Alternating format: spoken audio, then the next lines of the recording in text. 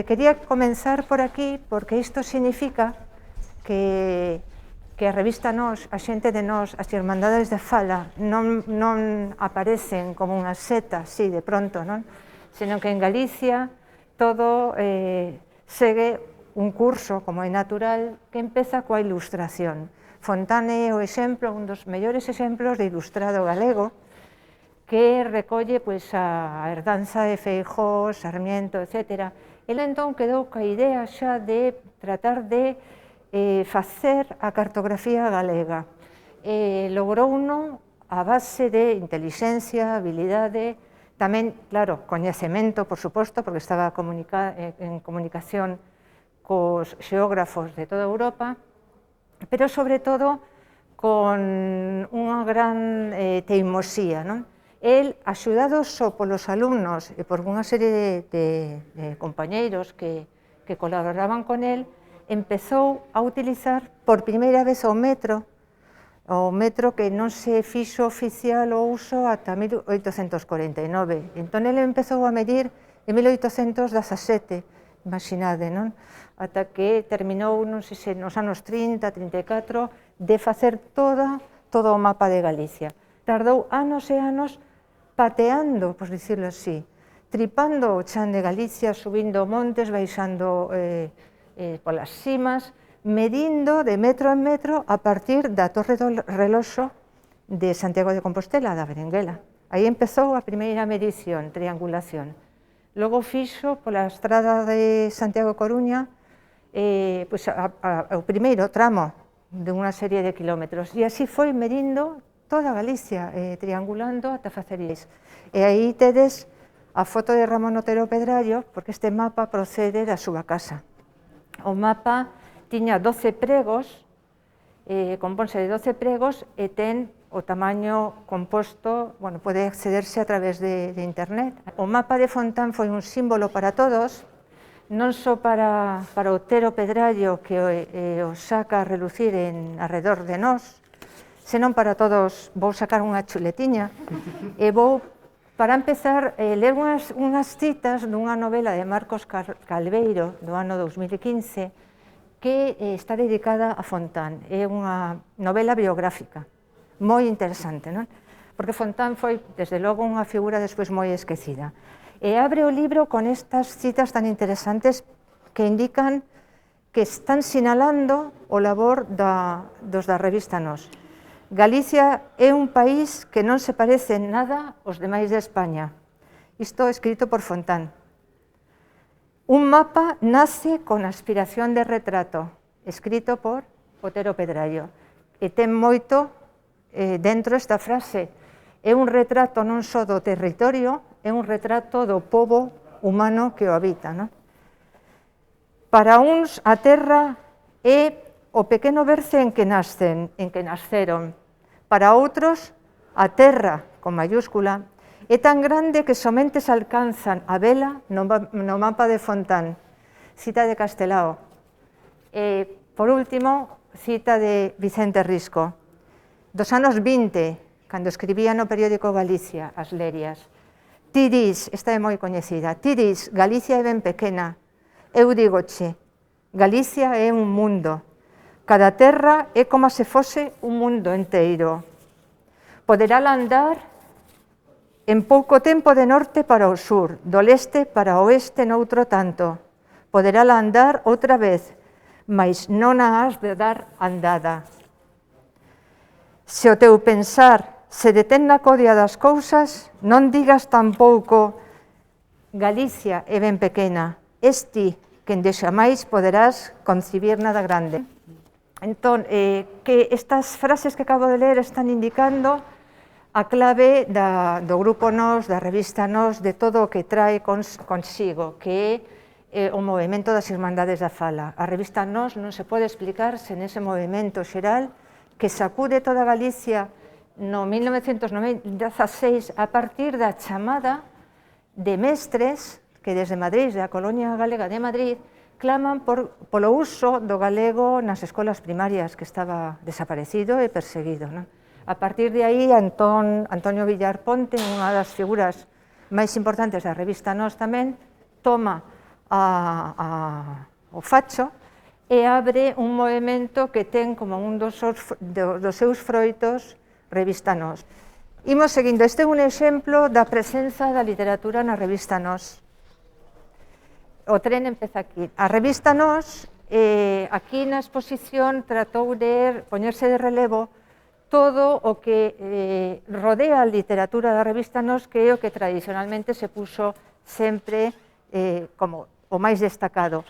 Pero en realidade a literatura ten unha presenza fundamental. Entón eu vou rescatar un pouquiño toda esa parte fundamental que ten que ver, por exemplo, co nacemento de coleccións de novela curta, que entón era unha maneira máis fácil de conseguir que a xente se fixese lectora, con prezos baratos que se vendían nos quioscos. Iso pasaba fora, sobre todo en Madrid, Barcelona, entón o mesmo sistema vai tratar de importarse aquí coas coleccións LAR, con Céltica, con Libretón, que teñen que ver coa xente da Revista Nós e que se publicitan e se critican, se comentan en Nós. Vedes, en este primeiro número que sacan os do grupo da Irmandade de Ourense en colaboración cos de Pontevedra, eran dúas irmandades moi unidas, porque eran profesores de instituto que daban clase en Ourense, logo eran trasladados a Pontevedra. Entón, eles, pola súa conta, sacan unha revista recordando experiencias moi parecidas que levaran a cabo anteriormente como en la Centuria.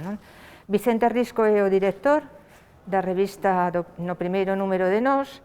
A revista fúndase, está todo explicado, como vedes na exposición, fúndase en Pontevedra, nunha reunión nunha terraza de café, e o título está posto por Castelao, que xa estaba empezando a expoñer o álbum Nós. Nos números 26, 27 e 28 tamén me deteño aquí porque son números onde Vicente Risco escribe sobre a literatura irlandesa. E son números dedicados a Irlanda, non son os únicos. O grupo Nós estivo moi pendente da independencia irlandesa, que era o que estaba sucedendo nesa década dos 20, despois dunha loita tremenda contra os irlandeses, con moitísimos mortos, con folgas que levaron a morte un dos principais personaxes da independencia irlandesa, Terence Sweeney, que era alcalde de Cork e que morreu por folga de fame. Dedicaronlle un número e a irmá enviou un escrito sobre el. O número 32 é o que publica uns fragmentos da novela de James Joyce, Ulises, que sempre se citan como a primeira traducción que hai na Península Ibérica nunha lingua, nun idioma da Península Ibérica, da famosa novela que conmocionou e cambiou toda a novela europea nesa época. Otero Pedrayo é posible que traducise esta novela a partir dun folleto en francés, con extractos da novela, nótase, hai traballo sobre iso, porque se nota na traducción, el non dominaba inglés, etc., pero o importante era que estivese aí. Os europeos enabrantes é o exemplo dun texto literario de Risco que se publica no número 39 e no número 40. A ver, vou dar así unha serie de obriñas literarias, porque hai moitas. Pensade que nunha revista o que é máis fácil de publicar é poesía, poemas, por iso o máis abundante que hai son poemas. Tamén é posible publicar contiños, contos, pezas breves de teatro, pero aproveitando que se poden dar varias entregas nos artículos, tamén se poden publicar novelas, sobre todo novelas curtas, non un novelón. E no número 39 e 40, Vicente Risco dá a coñecer os europeos enabrantes, unha novela que é unha sátira moi divertida. Unha das características máis importantes da súa literatura é o sentido do humor. No número 43 hai contos de Castelao, por exemplo. Castelao non só é o director artístico da revista, xunto ao director literario, sino que tamén escribe. Castelao é iniciador dun xénero novo na literatura galega, que é o xénero cousas, que non o ten ninguén. É un tipo de literatura moi sintética, moi breve, que se parece ao poema, a él gustaban os escritos orientais, igual que a arte oriental, chinesa, xaponesa. En a escrita quería ser igual, quería ser sintético, facer trazos precisos, expresivos, como él facía na caricatura. Entón, o xénero Cousas, tan tenro, tan lírico, acompañado de debuxos, é o xénero inventado por él. Tamén ten contos, sen ilustracións, e ten novelas, como sabedes, os dous de sempre. Aquí publica un conto moi coñecido entre a súa obra literaria que se chama O Fidalgo. Sempre pasou a literatura, Otero Pedrallo, como o narrador da bella fidalguía galega, esmorecida, decadente, que tanto atraía cos seus pazos bellos, etc., que tanto atraía a todo este grupo de artistas e escritores. Otero Pedrallo é curioso porque cando empezan a publicar a revista Nós, ele é moi preguiceiro, está ocupado facendo oposicións para instituto, está facendo outras cousas, pendente de outras publicacións, e entón están dicíndolle sempre os amigos, por favor, a ver se mandas algo, e cando empeza a mandar, e cando empeza a escribir, non para. É un dos máis prolíficos da revista.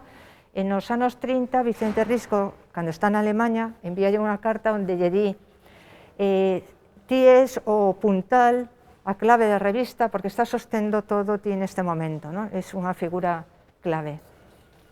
Esta é a sala central da que me vou ocupar, non? Aquí tedes exemplo de todo o que vou explicar agora.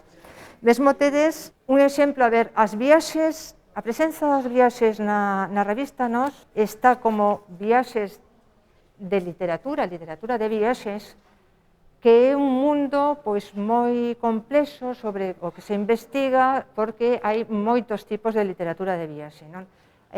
O exemplo que vou dar aquí, sobre todo de Risco, é o exemplo da escrita de viaxes como ensaio literario, é dicir, como pretexto, como un diario onde a persoa que viaxa vai dando opinións, vai describindo, vai informando, vai falando coa xente e pensando, reflexionando sobre o que ve, non? Para os lectores. Pero había outro tipo de viaxes dentro da revista Nós que aparecen, por exemplo, como na revista Nós se fai a etnografía, se fai arqueoloxía, investigacións de todo tipo, e cando chegan os anos 20, en plena dictadura de Primo de Rivera, que esa é outra cousa que hai que ter en conta, non sempre o contexto político da publicación da revista, porque hai censura. Entón, na época dos anos 20, nace o Seminario de Estudos Galegos, que, como sabedes, estivo fundado por estudantes da Universidade de Santiago de Compostela, claro, animados por profesores, coa intención de facer un centro de estudos que tivese como obxecto Galicia en todos os campos da ciencia e da cultura, co cal conectan cos mestres que están traballando nas Irmandades Galegas, tanto na revista Nós como nas revistas Atláteres, que hai moitas, todas as Irmandades teñen boletín propio, están os Aterra, están os investigadores da Coruña, que é o núcleo tamén fundamental xunto de Ourense e Pontevedra. Entón, o que fan é publicar traballos que exixen viaxes que fan, por exemplo, Florentino Cuevillas, que é o que fai traballos de prehistoria e publica, faise acompañar de Otero Pedrallo, de Vicente Risco, de Leuter González, de moita xente, e unha das visitas que fan máis a país ou antes é a que fan a Aquis Querquenis, que é un campamento romano acompañado a unha cidade campamento para construir, que se fixo no século I, para construir a Vía Nova que unía Brácara Augusta, é dicir, Braga, con Astorga, actual Astorga. Entón, é un sitio precioso, supoño mellor que o coñecedes, non? Que a entrada ao Xurés, impresionante, o campamento impresionante, agora que se escavou, eles empezaron a traballar precisamente esa excavación con eses baños, con esa vía romana. Entón, aquí hai unha visita virtual que se recrea ese mundo. Esas viaxes están contadas. Os protagonistas son Castelao e Vicente Risco. podían ser outros, pero o caso é que son eles os que piden unhas bolsas de estudo a Junta para a Ampliación de Estudios, que é un organismo que funda o Ministerio de Instrucción Pública en 1907. Hubo dúas viaxes deste tipo, unha realizada por Castelao en 1921 e outra realizada por Risco en 1930. Por exemplo, Castelao viaxa no ano 21 co propósito de aprender técnicas de gravado que non se facían en España e aplicalas, como acabamos de ver, ás portadas. Que fai Risco? Risco viaxa nos anos 30, o panorama político é totalmente diferente e a revista Nós xa leva moito percorrido.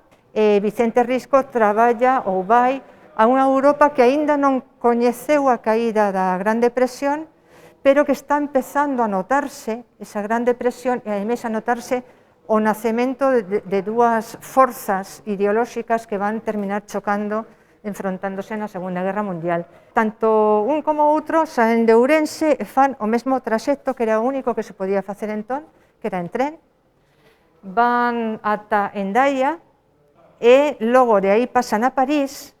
Castelao vai estar 9 meses viaxando, dos cales 4 ou 5 meses está en París, pois ata o verán, xa en febreiro, está 5 meses en París. E vai, desde o principio, vai facendo un diario de viaxe, non? Vai apuntando os lugares, vai apuntando as datas, logo en verán vai a Bruxelas, visita Amberes, como vedes, Bruxas, Gante, dicir, coñece ben Bélxica ese verán, e logo termina indo a Berlín e termina en Múnich. E está un mes en Berlín e un mes en Múnich, é dicir, que é unha viaxe moi aproveitada. Que fai? É fácil saber que fai porque cando pedían esta bolsa de viaxe, o centro estaba en España, en Madrid, perdón, o presidente da JAE, Junta para a Ampliación de Estudios, é Santiago Ramón y Cajal. Don Castelao di que el vai con intención de estudar o debuxo humorístico e técnicas de gravado. Entón, cando está en París, termina saindo de París, é moi curioso todo o que di, sae de París dicindo que non logrou aprender nada de técnicas, que vai ir a outro lugar. Entón, o que fai é visitar museos. Visitar museos e, como el di, que ten unha memoria moi mala para os nomes, pero moi boa memoria gráfica, vai facendo debuxos de todo. En Berlín é onde aprende as técnicas de gravado. Non detalla no diario en que consisten, pero sí nos informes que manda a Madrid. E termina regresando. A última anotación do diario é do día 10 de outubro de 1921. Termina regresando e envía un cadro, unha acuarela, que terminou perdéndose, porque despois chegou a Guerra Civil ou xente que mangaba obras, se quedaba con elas, e mandou unha memoria sobre o cubismo. Esa memoria sobre o cubismo, porque el quería aprender a arte nova, ¿no? Esa memoria sobre o cubismo terminou publicándose na revista Nós, aí se pode ler, moi interesante. El dicía, porque era moi sincero, ¿no?, que el non sabía nada de cubismo, que tiña moito interese, que había moitos libros de teoría e moita práctica.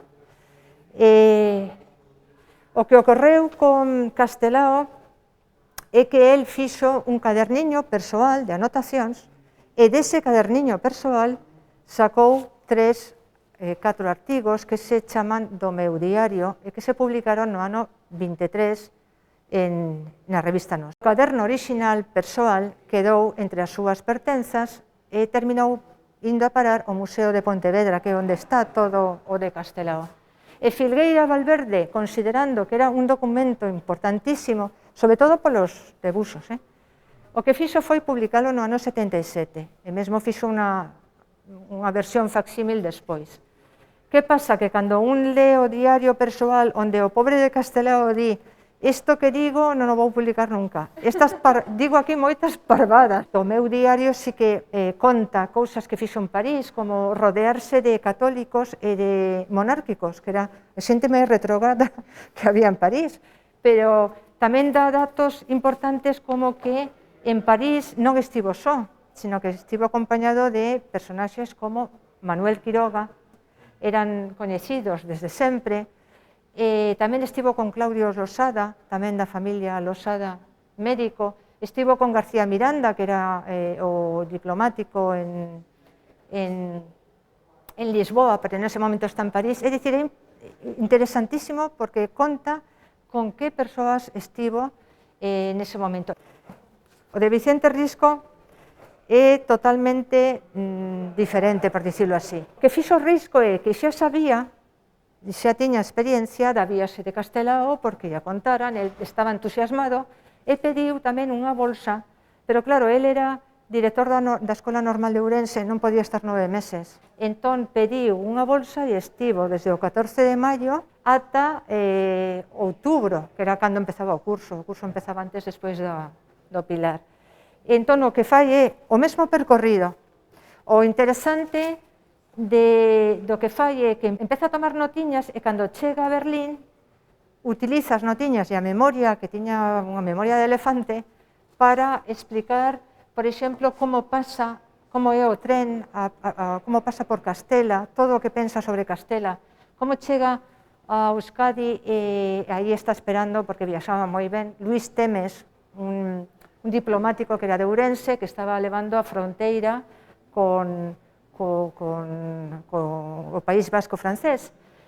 Entón, describe as casas, a maneira de vivir, di como son, mesmo debuxa os vascos, os perfis vascos, falan do que se falaba entón, que da raza, do nacionalismo, que ás veces píntase a sí mesmo como un tipo que ten ganas de coller o tren de volta, que non pode, que non entende nada, que quere estar en Ourense na súa casiña, pero reflexiona, pero esta viaxe teño que facela porque eu vou para aprender etnografía na universidade en Berlín, con un profesor que era o máximo especialista, e quero comprar libros, ir ás bibliotecas para levar todo a Galicia, porque temos que progresar e temos que estar en contacto coa cultura alemá, que era entón a máis importante. Cando pasa, é dicir, el pasa rapidamente por aquí, todo isto ve pola fiestra das ventas do tren, e vai recordando o Diario de Castelao.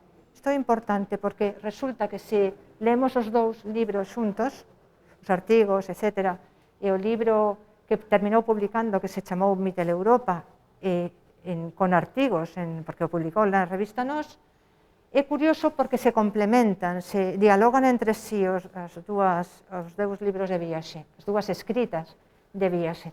E recorda moito a Castelao, e Castelao tamén recorda moito a Risco. Que di Castelao no seu diario? Di: hoxe recibín carta de Risco, o meu outro eu.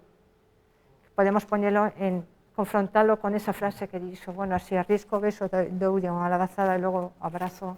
Cando Risco era alguén, esas cousas que tanto se usan, non, para... Entón eran o mesmo, as dúas caras da mesma moeda. Ben, el chega a Berlín e Risco contao todo con moita graza, porque resulta que non se comunicou, non eran as comunicacións como as de agora, e resulta que cando chega o famoso profesor, vou dicirvos o nome, Richard Zurnwald, que era antropólogo, porque ele está buscando etnografía, pero unha das cousas que descobre é que en Alemanha non hai esa especialidade. Hai antropólogos, hai estudos de folclore, onde se pode atopar o que el chama etnografía, porque ele é o fundador da etnografía científica en Galicia e el a través da revista Nós. Bueno, o caso é que el non abandona o sentido do humor, e o que fai é aconsellado, que fago para xustificar, porque vai mandando comprobantes, di: vou viaxar, primeiro vou estudar os museos de Berlín, vou falar con todos os directores dos museos, vou ás bibliotecas, e en Berlín, nunha biblioteca, atopa o Lea Bargabala, que está aí. Traducido é o libro das invasións. Entón, é unha serie de manuscritos que forman un libro, un códice medieval do século XII, dun mosteiro que había en Irlanda, entón, a un monxe encargaron coleccionar, reunir eses manuscritos e que se supón encerraban noticias dadas polos antigos druidas celtas que foron pasando oralmente ata que este monxe o recolle. Está escrito en gaélico. El atopa a versión inglesa en Berlín, porque o libro pasou do gaélico ao inglés e ao francés, pero é máis probable que atopase a versión inglesa e entón traduce, non todo o libro, traduce os capítulos dedicados á última invasión de Irlanda, que está iniciada nun extremo dun faro, onde hai un faro, o extremo da Brigantia, é dicir, Coruña. Ben, cando ten que buscar a vida, decide ir a Praga e a Viena para consultar con varios profesores e termina volvendo, e o último que fai risco porque os seus escritos están interrompidos porque a guerra termina coa revista Nós e regresa. Cando regresa, todo o seu afán, igual que Castelao quixo regresar con novas técnicas de gravado e tamén con coñecemento da arte nova para comunicala, para aplicala á arte galega, porque o que queren é dar unha arte de vanguarda, pero onde estea é o que di Castelao o espírito nacional, por iso se interesa tanto pola arte rusa, a arte chinesa, porque o atopa, non? E que quere Risco? Risco leva un baúl que o vai mencionando desde que vai en tren, a lata que lle dá, e quere encher ese baúl de libros. O que pasa que aquí, o que vexo que teñen unhas bibliotecas, unha cantidade de libros que, claro, teñen todo moi fácil. E temos nós que comprar libros. Por favor, mandádeme cartos, dille a Ortero. Eu pensaba, pero a quen lle está pedindo cartos? Está pedíndolle cartos á Comisión de Monumentos de Ourense, que publicaba un boletín que está tamén por aquí, a revista da Comisión de Monumentos, e que tiña fondos para comprar volumes que despois quedarían aí. Só me queda o epílogo. Todo isto foi escrito, todo isto foi publicado na revista Nós. Pero Castelao fixo outra viaxe. Castelao pediu outra bolsa no ano 29 que lle concederon para ir á Bretaña francesa, e coa intención, dicía el, o obxectivo é traballar sobre os cruceiros bretóns ao aire libre, entón debuxounos todos. Xa é outro momento, é o ano 29, o fillo que ten morreu con adolescente, que foi unha das dores máis profundas que tivo Castelao. El ten os ollos moi mal, apenas ve, e vai acompañado pola muller, cruceiro por cruceiro, porque non ve. Da viaxe a Bretaña de Castelao no ano 29. El dedica 2 artigos ás figuras de Santiago Apóstolo, San Jacques, en Bretaña. E conta cousas nos artigos que tedes aquí.